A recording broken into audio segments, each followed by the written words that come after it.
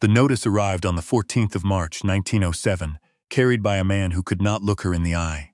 We think about that detail sometimes, the way people who deliver hard news always find something else to stare at. A boot, a fence post, the middle distance. Anything but the face of the person whose world they are about to change. We'd like you to keep that in mind as we tell you this story, because the people who look away are rarely the last ones you meet, and sometimes the ones who look straight at you, clear and steady, turn out to be the most important. His name was Roland Fitch, a junior clerk from Harmon and Bale sawmill, and he had ridden out to the Quennell property on the back road above Merritt, British Columbia, with a sealed envelope in his coat pocket, and the expression of a man attending a funeral that wasn't his. He tied his horse to the post at the end of the lane and walked up to the door of the small house with his hat already in his hands. Sera Quennell answered before he knocked. She had seen him coming from the window of the workshop, where she had been at the lathe since first light. She was 22 years old, with calluses across both palms and sawdust in her hair, and she already knew what the envelope meant before she took it from his outstretched hand. The mill had been consolidating its timber leases along the Nicola Valley for the better part of a year. The Quennell property, 12 acres of second-growth fir, and the small house at its edge, had been in the crosshairs since autumn. Her grandfather had leased the land from a crown grant, and that lease had passed to her Uncle Bernard when her grandfather died, and then, 2 winters ago, to Sera herself, when Bernard followed him. She was the last Quennell. She had known for months that this was coming. "Miss Quennell," Roland Fitch said, his voice apologetic in the way of a man following instructions. "This is from Mr. Alderman. It's a formal notice of lease termination." She took the envelope. The paper inside was precise and formal, the language dense with clauses and subclauses, but the essential facts were clear enough. The crown lease on the property was to be surrendered within 30 days. A settlement of $45 was being offered in recognition of her occupancy and for the relinquishment of any further claim. $45. Her Uncle Bernard would have laughed. He had a particular laugh for things that were insulting in the guise of being generous, a short, dry sound, like a board splitting. She almost heard it now. "Mr. Alderman regrets the inconvenience," Roland Fitch said, still not looking at her. She folded the letter and held it at her side. She looked past him to the line of firs along the back of the property, their bark dark with the morning damp, their tops swaying in the slow wind off the mountains. Bernard had taught her the name of every species on this land. He had taught her a great deal more than that. The workshop behind her was full of him, his tools on their pegs, his sawhorses worn smooth where his hands had rested, the smell of cedar and linseed oil that had soaked into the walls over 30 years of his working life. "Tell Mr. Alderman I have received his notice," she said. Her voice was even. It surprised her a little. "And tell him I will require the full 30 days. Roland Fitch nodded with visible relief and retreated to his horse. She watched him ride back down the lane, and then she went inside and closed the door and stood for a moment in the quiet of the kitchen. The clock on the shelf ticked. A log shifted in the stove. Outside, a Steller's jay was raising a fuss about something in the yard. She sat down at the table and did what Bernard had always told her to do when a problem felt larger than her. She got a piece of paper and wrote down everything she knew. On one side, she wrote what she had. The $45 from the mill if she accepted it, and she had not decided yet whether she would. Her own savings, $31 and some coins, kept in a tin on the kitchen shelf. Her tools, Bernard's tools, a mule named Patience, elderly but sound. The knowledge Bernard had spent 20 years passing on to her. On the other side, she wrote what she owed the world. No family, no address to go to. The nearest town of any size was Merritt, 8 miles down the valley, and she knew what her options there would be. Laundry work, perhaps, or waiting tables at the hotel on Vote Street if they had a place open. She was not too proud for that work, but she was practical enough to know that $31 went quickly in a town, and that finding steady employment as a young woman alone was not the straightforward matter people sometimes suggested it was. She sat for a long time looking at the 2 columns. The evening came on outside, the light going amber through the kitchen window. She lit the lamp. She could hear the firs moving in the wind. There was one more thing she could write on the assets side, and she had been avoiding it because it led somewhere uncertain, somewhere that required a kind of nerve she wasn't sure she possessed. But she picked up her pen and wrote it anyway. Bernard's commission. We should back up a little here, because the commission is the heart of this story, and you need to understand what it was before you can understand what Sera did next. Bernard Quennell had been a joiner and finished carpenter his entire adult life. He had built furniture for half the homes in the Nicola Valley, cabinetwork that was still standing and still beautiful 40 years later. He had learned his trade from a Swedish craftsman named Einar As in the Okanagan, and he had passed it on to Sera, who had been left on his doorstep more or less, at the age of 9, when her parents died of typhoid fever in Kamloops. He had no children of his own. He had not been looking for one. But she had shown up, and she had been curious about everything in his workshop, and he had found that he did not mind the company. She learned the way children learn, by watching first, then by helping, then by doing, and finally by understanding the principles well enough to improvise. By the time she was 15, she could cut a mortise and tenon joint by hand that fitted as tightly as anything Bernard Rid produced. By 18, she could read a piece of wood the way some people read faces, the grain, the figure, the tensions hidden inside that would only reveal themselves after years of drying. 8 months before the notice came, Bernard had died of a stroke in the workshop. He had been in the middle of a commission. A blanket chest, ordered by a man named Douglas Finch. No, wait, we need to catch ourselves here. Douglas Finch was a name from somewhere else. The man's name was Percival Oak, a cattle rancher with a property north of Nicola Lake, who had commissioned a cedar-lined blanket chest and a matching wardrobe for his eldest daughter's wedding, to be completed and delivered by May. Bernard had died with the chest half finished and the wardrobe not yet begun. Percival Oak had been patient. He had written twice to express his condolences and to say there was no rush. He was a man of the old school, the kind who kept his word and expected others to do the same. And he had paid a deposit of $20 on the commission, which now sat in Bernard's accounts, which were now Sera's accounts, like a small stone that had not yet decided which side of a fence to roll down. She had not touched the deposit. She had not contacted Percival Oak. She had been in grief, and then in the paralysis that sometimes follows grief, and the 30 days that were now all she had. She looked at the words she'd written, commission, and she thought about the half-finished chest in the workshop, the cedar boards Bernard had already selected and milled, waiting on the rack. She thought about the wardrobe drawings he'd made, careful pencil sketches on brown paper, annotated in his small, tight hand. She thought about his tools, every one of them familiar in her palm. She knew this work. She had watched it being done 100 times and done it herself nearly as often. She was not Bernard, but she was not nothing either. And then she thought of something else, something she had not let herself think about directly until now. The old Perot trapping cabin. Bernard had taken her to it once, years ago, on a long walk north along the ridge above the Quilkena Creek. It sat on Crown land that nobody seemed to have any particular claim to. A trapper's cabin from the previous century, its chinking long since fallen out, its door hanging open, its floor rotted in one corner, but sound elsewhere. The roof was low and solid, hand-hewn cedar shakes that had somehow held. The walls were upright. A stone fireplace at the far end was intact. The whole structure was small, perhaps 14 feet by 18. But it had been built by someone who understood the cold, who had set it into the south-facing slope of the hill, so that the bank itself sheltered it from the north wind, and oriented the single window and the door toward the afternoon sun. Bernard had stood in the doorway and looked at it for a long time without saying anything. Then he had said, in his measured way, someone knew what they were doing when they put this here. And she had understood, even at 14, that this was high praise. She had filed the cabin away in her memory the way she filed many of Bernard's observations, as something that might matter later, in some context she couldn't yet see. She saw it now. The next morning, she put on her heaviest coat and her work boots, and she walked the 4 miles north along the ridge to find it again.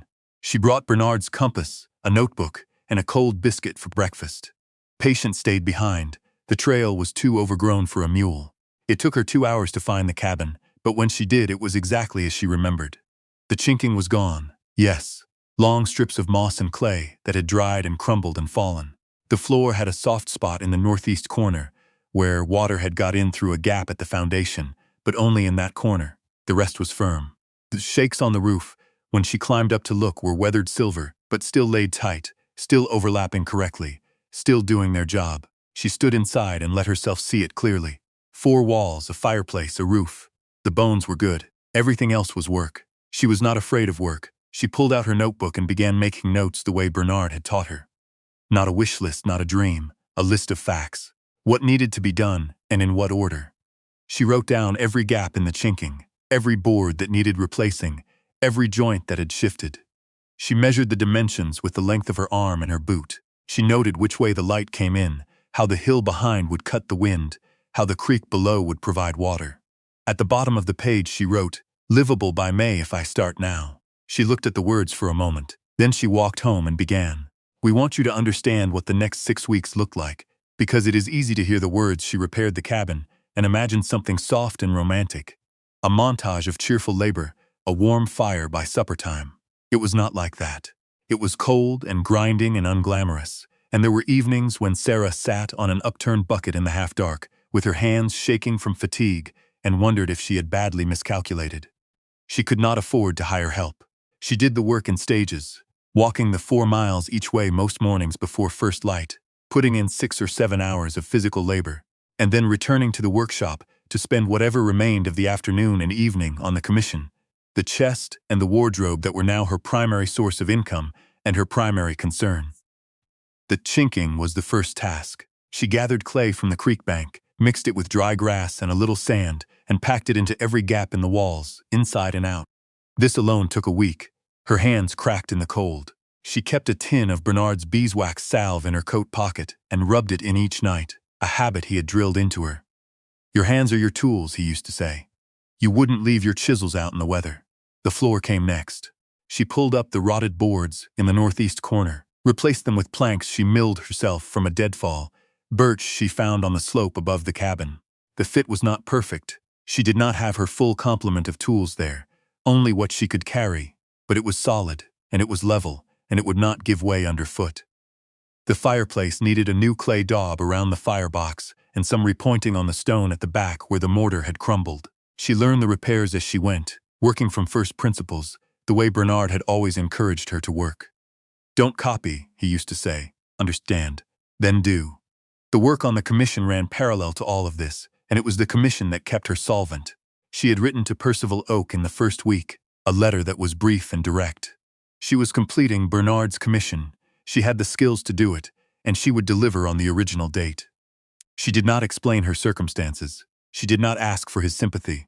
She simply stated what she intended to do and asked if he was still in agreement. His reply came within the week. He was, he said, very glad to hear it. He had heard of her uncle's reputation and was willing to trust her on that basis. He included a note that was brief but kind, and not at all the note of a man doing a charity favor. He was simply a person who had ordered a thing he wanted and was pleased to learn it was coming. She worked on the chest in the evenings, by lamplight, in Bernard's workshop. She had the advantage of knowing exactly how he had intended to finish it.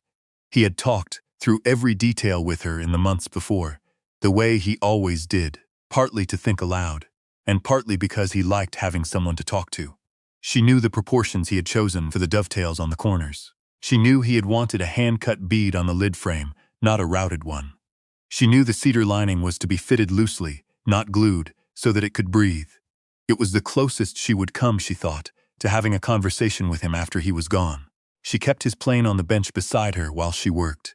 It was a shoulder plane, old, with a rosewood handle darkened by decades of use, the iron worn and resharpened so many times that it was shorter than it had started. She had offered to replace it once, early in her apprenticeship, and he had looked at her with the expression he reserved for well-meaning foolishness.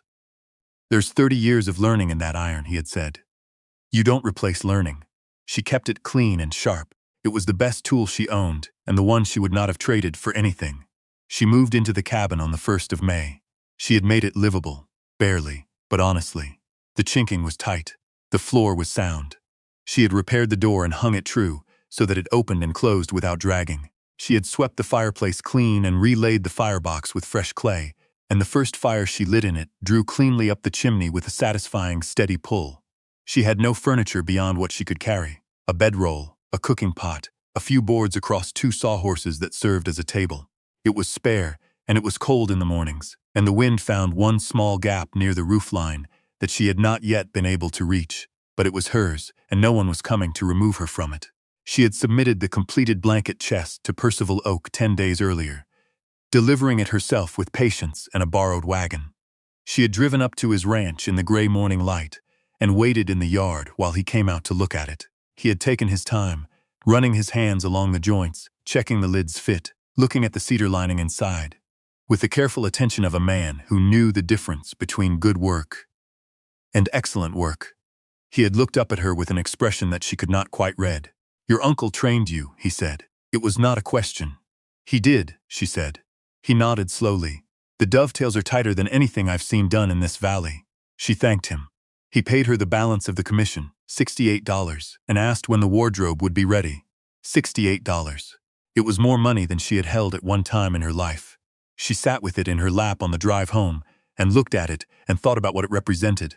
6 weeks of working from before dawn until her arms gave out, of splitting her attention between a cabin on a ridge and a workshop in a valley, of eating cold biscuits for breakfast and falling asleep over Bernard's drawings. $68 was not a fortune, but it was a foundation. She paid her remaining debts. She bought 4 months of provisions. She did not accept Harmon and Bale's $45 settlement. There was nothing in the lease termination that required her to, and so she did not. She kept that door closed. The summer passed in work. She finished the wardrobe and delivered it in July.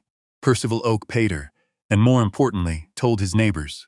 By August, she had 2 more commissions: a kitchen dresser for a farming family in the Coldwater Valley, and a set of bookshelves for the Presbyterian minister in Merritt, who turned out to have both more books and more exacting taste than she had expected. She was not comfortable. She was not settled. She was moving carefully, the way you move on uncertain ground, testing each step before committing. But she was moving. The news about Harmon and Bale reached her in September, through the kind of chain of information that passes through small valleys quickly. Someone tells someone at the feed store, who tells someone at the post office, who mentions it to a man who drives a delivery wagon, and so on, until it arrives at a cabin on a ridge in the usual way, which is to say sideways and all at once. The mill had begun logging the Quilkena Creek watershed in earnest that summer, and almost immediately they had run into trouble. A section of the slope above the main cutting area had begun to slip. Not dramatically, not a full slide, just a slow grinding movement of saturated earth and rock that was damaging equipment, blocking roads, and forcing constant expensive rerouting. Their engineers had looked at it and declared it manageable. The slippage continued. More equipment was lost. A loaded timber truck had gone into a ditch when the road surface moved beneath it, and 2 men had been hurt, not badly, but enough.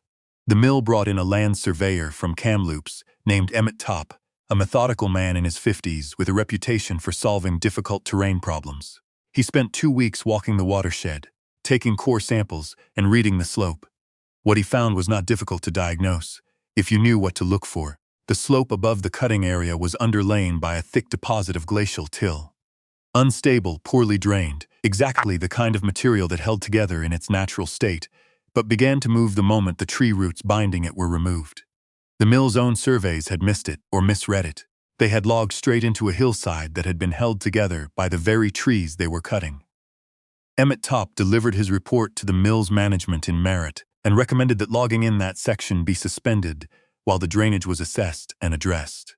This was not a small or inexpensive recommendation. The section in question was some of the most productive timber on the lease. What Emmett Topp did not know, as he drove back to Kamloops with his report in his bag, was that Bernard Quennell had walked that same watershed for 30 years. Bernard had known every creek and spring and seep on the Quilkena slopes. He had noted, in a succession of small notebooks that now sat in a crate under Sera's new table, that the ground above the main Quilkena drainage was, in his words, cold and heavy, the kind that slides when it's ready, and logging would make it ready. He had written this in 1903 and again in 1905. He had mentioned it, apparently, to the mill's previous manager, who had thanked him and filed the information away, in whatever place such inconvenient observations were sent to be forgotten. Sera did not know about Emmett Topp or his report when she first found those particular notebook entries. She had been going through Bernard's notebooks that autumn, looking for a reference to a specific wood joint, and she had come across the pages on the Quilkena watershed almost by accident. She read them once, and then again, and then she sat for a long time looking at the lantern flame. Bernard was gone, but he had seen this coming, and he had written it down with his usual precise attention, with dates and observations and measurements of the seep flow in different seasons. He had described the glacial till deposit the same way Emmett Topp would describe it 4 years later, in the language of a man who had spent decades reading ground. She thought about the $45 she had not accepted. She thought about the men who had been hurt when the road moved under them. She thought about the notice Roland Fitch had delivered with his hat in his hands and his eyes on the ground. She thought about what Bernard had said about the mill's last manager. A man who hears what he wants to hear, he had said once, without rancor, simply as a fact. Then she thought about Emmett Topp, whose name she had heard mentioned in the valley, as someone who would listen. She wrote him a letter. We should tell you that she did not expect much from that letter. She was a 22-year-old woman living in a repaired trapper's cabin with a mule for company. And she was writing to a credentialed land surveyor with a Kamloops office address and a provincial reputation. She wrote it anyway. It was 3 pages, clear and organized, with specific references to the notebook entries, dates, locations, Bernard's measurements. She copied the most relevant passages by hand and enclosed them. She described her uncle's qualifications, his 30 years of observation on that land. She did not ask for anything specific. She simply sent the information to the person most likely to understand what it meant. Emmett Topp came to the cabin on a Thursday in late October. He arrived on horseback with a young assistant, and Sera heard them coming up the trail and came out to meet them in the yard, still in her work apron with shavings in her hair. She had been in the middle of fitting a drawer. Emmett Topp was a compact man with a short gray beard and the steady eyes of someone who spent most of his time outdoors, making careful observations. He dismounted and introduced himself and his assistant, and then he looked at the cabin, really looked at it, the way a person with a trained eye looks at a structure. "Did you build this?" he asked. "I repaired it," she said. "The bones were already here. Good ones." He nodded. He was looking at the chinking, at the door she'd hung, at the way the Klutzabin sat into the hill. "Whoever set the foundation knew something about drainage," he said. "And whoever fixed it up knew something about everything else." She showed him inside. She showed him Bernard's notebooks, all of them, not just the Quilkina entries. She let him turn the pages at his own pace. He read quietly, making occasional notes, asking occasional questions. When he got to the Quilkena section, he was still for a long time. "The till deposit he's describing here," he said, tapping the page. "I identified the same formation last month.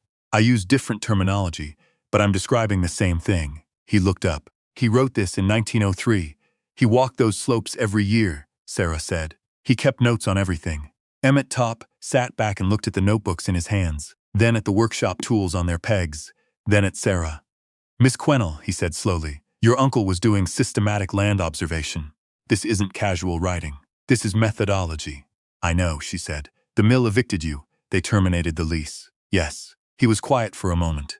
"These notebooks constitute prior observation of a geological risk that the mill's own surveys failed to identify. The provincial government has been looking for grounds to challenge Harmon and Bale's logging methods in this watershed for 2 years. They have concerns about what uncontrolled logging is doing to the water table." He paused. "These notebooks, Miss Quennell, they are evidence, quite possibly the most thorough, independent record of this watershed that exists." Sera had known, on some level, since she'd found those entries. She had felt the weight of them, the way you feel the weight of something before you can name what it is. But hearing it stated plainly, in those terms, by a man who understood both the land and the law, was something different. She sat with it for a moment. "What would you recommend?" she asked. He recommended she retain a solicitor in Kamloops. He gave her the name of a man he trusted. He also offered, and this was not a small offer, to provide a written professional statement corroborating Bernard's observations and attesting to their methodological soundness. He did not offer this out of charity. He was a methodical man, and he had his own professional opinion to defend, and Bernard's notebook supported it entirely. But he saw the situation clearly, and he did not look away from it. The proceedings were not fast.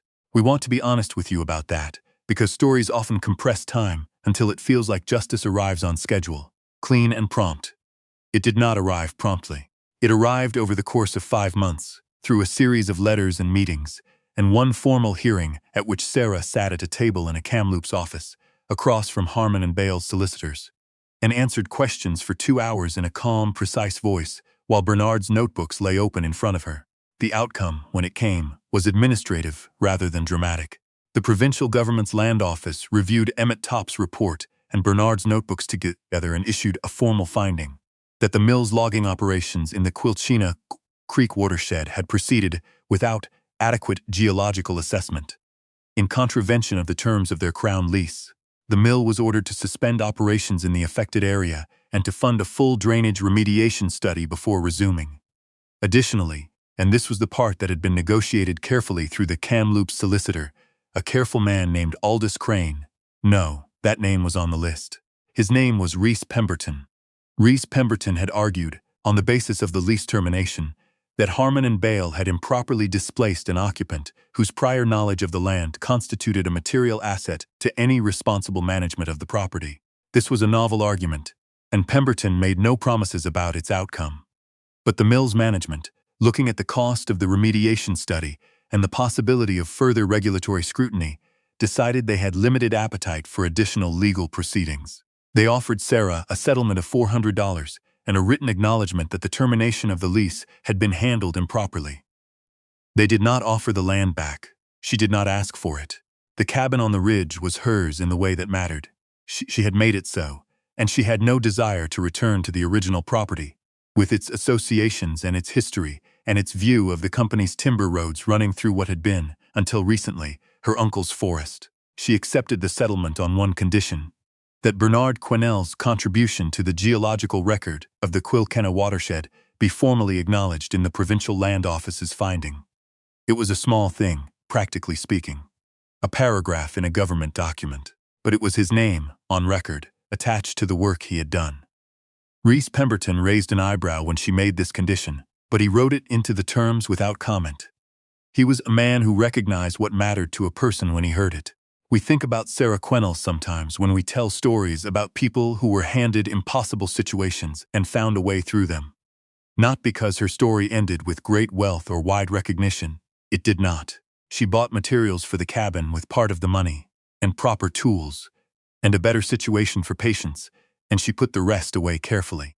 She continued to take commissions throughout the Nicola Valley, and her reputation grew the way a good reputation grows, which is slowly and by word of mouth and through the quality of the work itself. But that is not the part of her story that stays with us. What stays with us is the shoulder plane. Bernard's old plane, with its rosewood handle and its worn-down iron. The one she kept clean and sharp, the one she brought to every job, the one she would not have traded for a new one. She used it for the rest of her working life. When she was asked about it, which happened occasionally when someone watched her work and noticed that it was old, she explained whose it had been. She did not sentimentalize it. She simply said, "He left it to me and I knew how to use it." That is what we think the story is really about. Not the settlement, not the legal finding, not even the cabin. It is about what you do with what someone leaves you. The tools, the notebooks, the knowledge, the way of paying attention to the world. These things do not come with instructions. They arrive in your hands when someone is gone, and you either understand their value or you don't. Sera understood. So here is what we want to ask you, and we mean this sincerely. What has someone left in your hands that you haven't yet understood the value of? A skill, maybe. A habit of observation. A way of working that felt ordinary when you were learning it, and only reveals itself as extraordinary later, when you find yourself alone and it's all you have. We'd love to know what you think.